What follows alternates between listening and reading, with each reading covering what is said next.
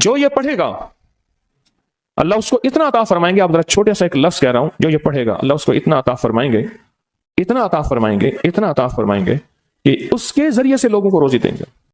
شیخ ابو الیاس سمرقندی رحمت اللہ علیہ بہت بڑے اللہ کے ولی تھے.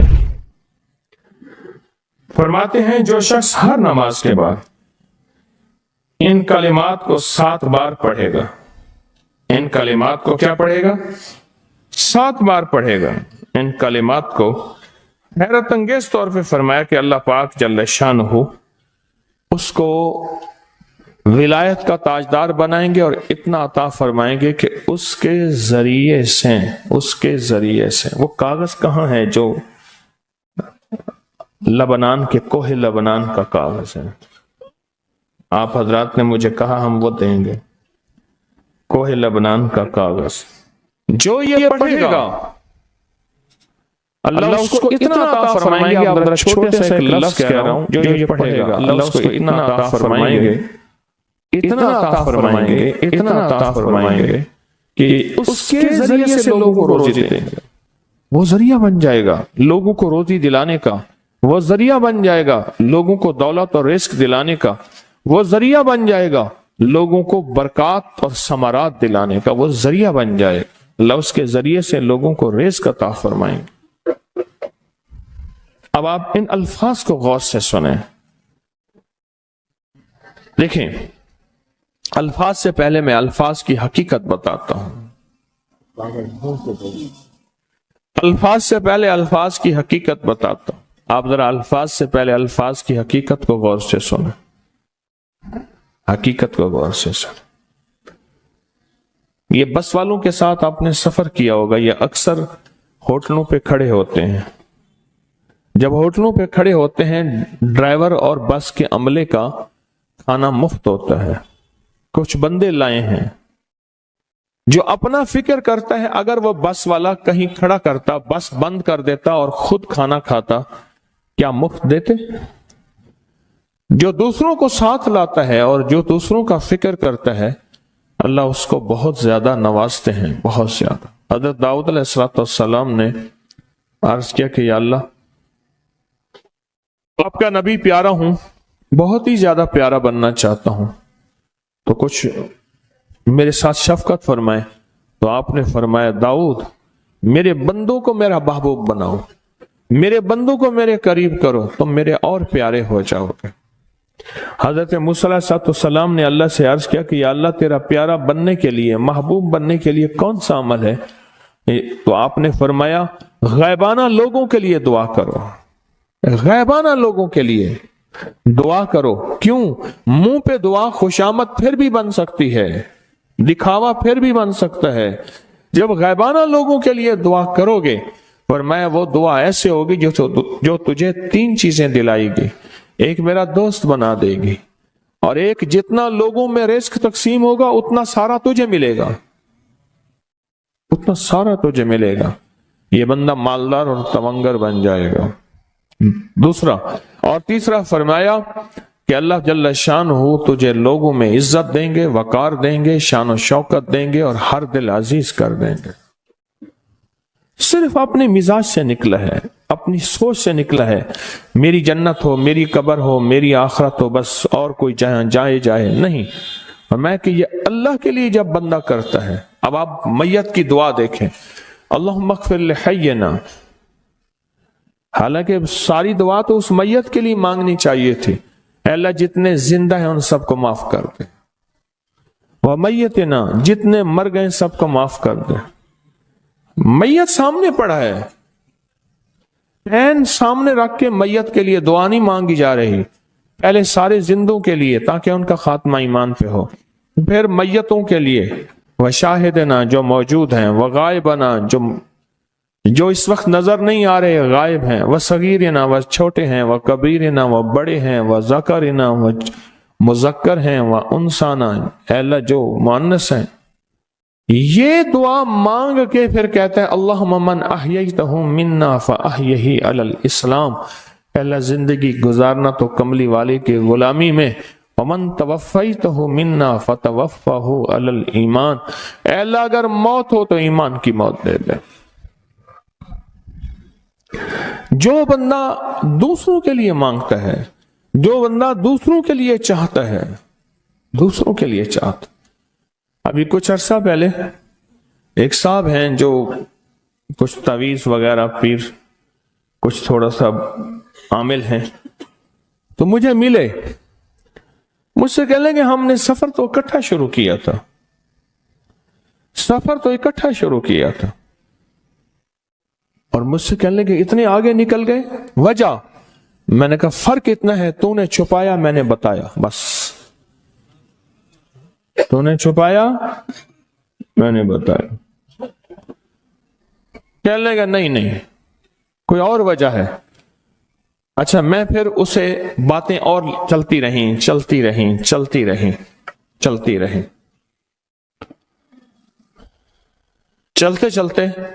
میں نے اس سے میں نے کہا کہ سورت والضحیٰ کا عمل ہے تیرے پاس اور تو پڑھتا ہے کام ہو جاتا ہے. ہنس پڑا، ہاتھ پہ ہاتھ مارا، کہنا ہاں ہے. میں نے کہا وہ بتا دو. بتاؤں گا. میں نے کہا بتا دو، فائدہ ہو جائے گا مجھے بھی. اچھا، وہ پہلی بات وہ بھول گیا. میں نے کہا تو چھپاتا ہے میں بتاتا ہوں. باتیں ہوتی رہیں لمبی باتوں کے بعد میں نے کہا سورۃ والضحیٰ کا عمل بتاؤ. نہیں بتایا. میں نے کہا تجھ میں اور مجھ میں فرق یہی ہے. میں سورۃ یہی والضحیٰ کا عمل، میں نے کہا یہی ہے جس کے کاف میں 9 بار یا کری. میں کہہ رہے پتا تو مجھ سے کیوں پوچھتا ہے؟ میں نے کہا تجھے یہ بتانا چاہتا تھا تو چھپاتا ہے میں بتاتا.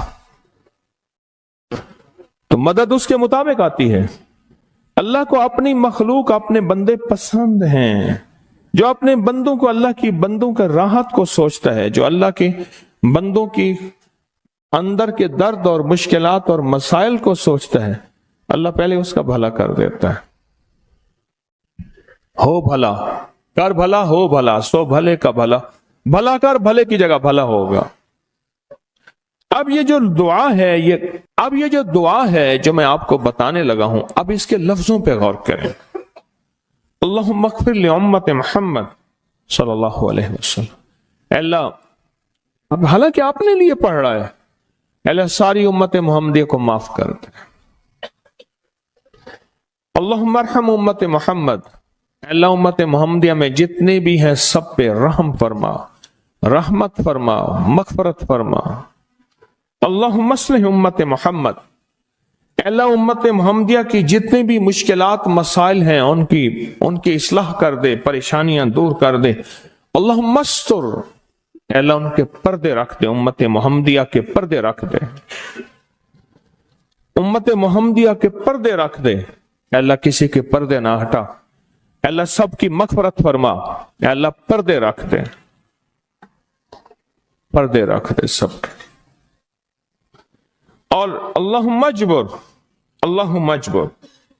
کیا فرمایا؟ اے اللہ ٹوٹے دلوں کو جوڑ دے، جتنے دل ٹوٹے ہوئے ہیں اور دل آپس میں ٹوٹے ہوئے ہیں، آپس میں دل ختم ہو چکے ہیں، گھر ٹوٹنے والے ہیں، طلاقوں تک نوبت پہنچی ہے، یا دل ایسا ٹوٹا ہے کہ مانگ مانگ کے تھک گیا ہے. اے اللہ جتنے بھی ٹوٹے دل ہیں ان سب دلوں کو تو جوڑ دے، سب لوگوں کو. اللہم فرج، اے اللہ لوگوں کے لیے کشادگیاں کر دے، رزق کی کشادگی، صحت کی کشادگی، برکت کی کشادگی، رشتوں کے لیے کشادگی، کاروبار کے لیے کشادگی، زندگی کے سفر کے لیے کشادگی. اے اللہ لوگوں کے لیے کشادگی اور رحم کا معاملہ کر دے.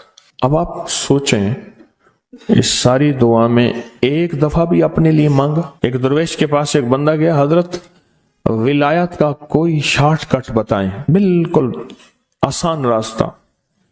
فرمایا جب کوئی غیر مسلم بغیر کلمے کے مر جائے، کسی کونے میں منہ دے کے رو لینا، اللہ تجھے ولایت دے دے گا.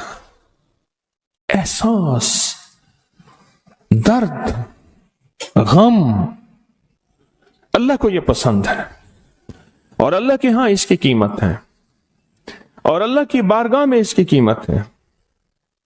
اس پورے کے پورے وظیفے میں آپ یہ دیکھ لیں ایک دفعہ بھی اپنے لیے نہیں مانگا گیا اللہم اغفر لی امت محمد، اللہم ارحم امت محمد، اللہم اصلح امت محمد، اللہم استر امت محمد، اللہم اجبر، اللہم فرج، اللہم منصر، اللہ سب کی مدد فرما، اللہم اغفر لی، اللہ سب کو معاف کر دے۔ ایک چیز بھی اپنے لیے ہی نہیں مانگی۔ ایک ہے کہ مجھے دے دے، ایک ہے اس کو بھی دے دے، اس کو بھی دے دے، مجھے نہ دے، اس کو بھی دے دے، مجھے نہ دے۔ جو دوسروں کا فکر کرتا ہے، امت کے یہودی، عیسائی، ہندو، سکھ، نہ ماننے والے اور ماننے والے مسلمان، ان سب کا جو فکر کرتا ہے، اللہ اسے سب سے زیادہ بھی دیتا ہے، اللہ اسے جھکتا بھی دیتا ہے۔ یہ جو عمل ہے نا، یہ عمل عجب عمل ہے، عجب عمل ہے۔ یہ کاغذ جتنے پڑے ہیں دیکھیں کتنی تعداد میں ہیں جو مجھے دیے ہیں، یہ عمل ہے۔ امام جلیل یمنی یافعی فرماتے ہیں، ہم چند دوست مل کر کوہ لبنان پر گئے تاکہ وہاں کے رہنے والے، سنا ہے کوہ لبنان میں وہاں عابد رہتے ہیں، زاہد رہتے ہیں، ابدال رہتے ہیں، شاید ہماری بھی کسی سے ملاقات ہو جائے۔ کہنے لگے ہم 3 دن تک مسلسل چلتے رہے، ہمیں کوئی ہستی نہ ملی۔ اسی دوران میں میرے پاؤں میں چوٹ لگ گئی اور میں چلنے سے عاجز ہو گیا۔ آخر میں بلند پہاڑی پر آ کر بیٹھ گیا۔ میرے ساتھی یہ کہہ کر کہ تم یہاں پر آرام کرو، ہم اطراف میں گھوم کر آتے ہیں کہ شاید کوئی ابدال مل جائے، کوئی درویش مل جائے، کوئی بزرگ مل جائے، اس کی ہم زیارت کر لیں، دعا کرا لیں۔ وہ دونوں چلے گئے، میں اکیلا بیٹھا رہا، شام تک نہ آئے، حتیٰ کہ رات ہو گئی، وہ نہ آئے۔ اکیلا پہاڑی اور بیابان میں تڑپتا رہا، بھوک، پیاس، دکھ، تکلیف، پاؤں کی تکلیف، پردیسی، مسافر، بیابان، جنگل۔ دوسرے روز میں نے وضو کے لیے پانی تلاش کیا تو پہاڑی کے نیچے پانی کا ایک چشمہ نظر آیا۔ وہاں وضو میں کے لیے کھڑا ہوا تو اثنائے نماز کسی تلاوت والے کی آواز سنائی دی۔ نماز سے فارغ ہو کر میں آواز کی طرف چل پڑا۔ چلتے چلتے ایک غار نظر آیا، میں دیکھا تو ایک بزرگ ہیں اور وہ بھی نابینا ہیں۔ میں نے انہیں سلام کیا، انہوں نے سلام کا جواب کر کے پوچھا انسان ہو یا جن؟ میں نے کہا جی میں آدمی میں سے ہوں، انسانوں میں سے ہوں۔ اور پھر انہوں نے حیرت سے پڑھا لا الہ الا اللہ وحدہ لا شریک لہ، میں یہاں 30 سال سے ہوں اور آج تک میں نے کسی آدمی کو نہیں دیکھا۔ کتنے سال سے؟ 30 سال زندگی کے گزر گئے ہیں، آج تک ایک آدمی نہیں دیکھا۔ تم یہاں کیسے آ گئے؟ تم یہاں کیسے آ گئے؟ تم یہاں کیسے آ گئے؟ تو میں نے کہا کہ تم لگتا ہے تھک گئے ہو، تھوڑی دیر کے لیے سو جاؤ۔ میں آگے چل کے دیکھا تو غار میں 3 قبریں بنی ہوئی تھیں۔ مجھے حیرت ہوئی لیکن تھکان بہت زیادہ تھی، مجھے نیند آ گئی۔ ظہر کی نماز کا وقت ہوا تو انہیں آواز دی کہ اللہ تم پر رحم کرے، اٹھو نماز کا وقت ہے۔ باوجود نابینا ہونے کے اوقات نماز کے ماہر اور واقف تھے۔ میں نے اٹھ کے ان کے ہمراہ نماز پڑھی، اس کے بعد وہ عصر تک تلاوت کرتے رہے۔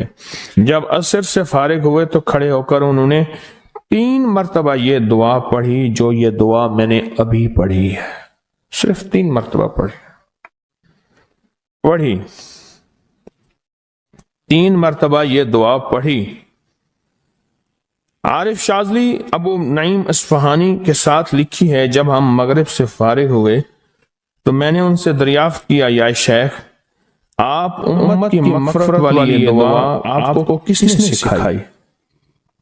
یہ آپ کو موتی ملا تو کہاں سے ملا؟ یہ سن کر نابینا بزرگ نے یوں فرمایا جو شخص اس دعا کو روزانہ دن میں صرف 3 بار پڑھ لیتا ہے اللہ اس کو ابدالوں میں شامل کر لیتا ہے۔ اور دنیا میں اس وقت اربوں کی آبادی ہے، کروڑوں کی نہیں، اربوں میں صرف 40 ابدال ہیں۔ کتنے؟ 40 ابدال ہیں پوری دنیا میں. اور فرمایا جو شخص اس کو 3 دفعہ صبح شام پڑھ لیتا ہے، 3 دفعہ اس دعا کو روزانہ صرف 3 مرتبہ پڑھ لے، اللہ اس کو ابدالوں میں شامل فرما دیتے ہیں. پھر میں نے دریافت کیا یا شیخ آپ کو یہ دعا کس نے سکھائی، اتنا بتلا دیں. اس نابینا شیخ نے فرمایا او اللہ کے بندے، یہ ایک راز ہے، اس دعا کی حقیقت سننے کی تم میں طلب تو ہے لیکن تاب نہیں ہے. اس راز کو جاننے کا تحمل تمہارے دل میں کتنا ہو سکتا ہے؟ اتنا کہہ کر خاموش ہو گئے. پھر فرمایا کہ عارف باللہ شیخ ابوالحسن شاذلی فرماتے ہیں وہ دعا یہی ہے جو ابدال مانگتے ہیں، ابرار مانگتے ہیں، غوث مانگتے ہیں، ولی مانگتے ہیں، کتب مانگتے ہیں، اولیاء مانگتے ہیں، اور پھر اللہ سے جو مانگتے ہیں وہ ملتا ہے. اور اولیاء کاملین نے فرمایا یہ دعا خصوصی طور پہ حضرت خضر علیہ السلام نے سکھائی ہے ان اولیاء کو. ابدال میں شمار ہو جائے. اور ابدال کون ہیں؟ ابدال وہ ہستی ہیں جو ساری کائنات کے نظام کو چلاتے ہیں.